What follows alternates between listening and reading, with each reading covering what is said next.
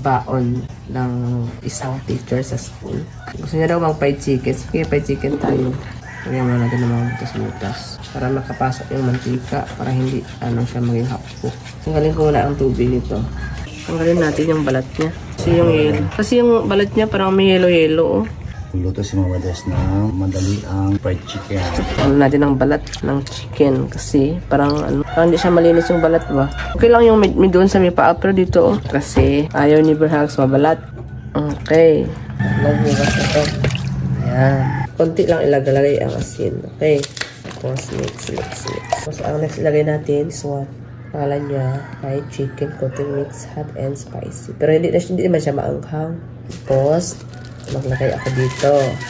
Ito ang techniques ko. Maglagay ako dito tapos iganyan ko ang chicken para hindi madumihan ang kamay ko. Kasi yung iba sa Tupperware o sa plato, dumidikit doon. So gawa ito, bukas na, dito ako kukuha.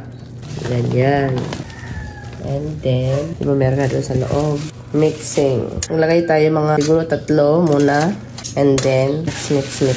Ito ang technique ko na magprito ako ng manok. Pang coating na nilalagay ko sa cellophane. Tapos ganito, haluin ko lang ganyan.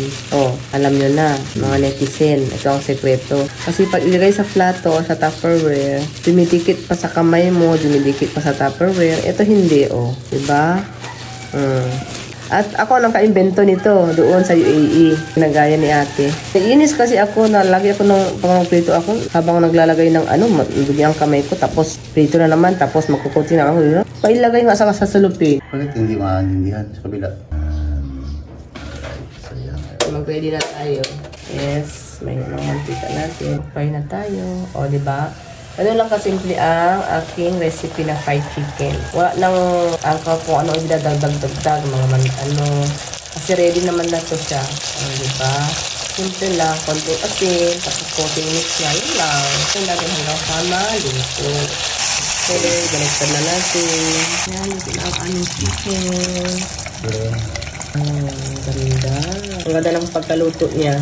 Ayan mga ka-all around. Kung gusto niyo ng madali ang fried chicken, 4 sangkap lang ang kailangan nyo. Siyempre, ang manok, asin, cooking oil at fried chicken coating mix. Hiwain nyo lang ang manok at i-mix sa fried chicken coating mix sa loob ng plastic bag para mas convenient at madali. Ayan, busog na ako ka-all around. Hehehehe. Sana naman ay may natutunan kayo. Ingat kayo palagi.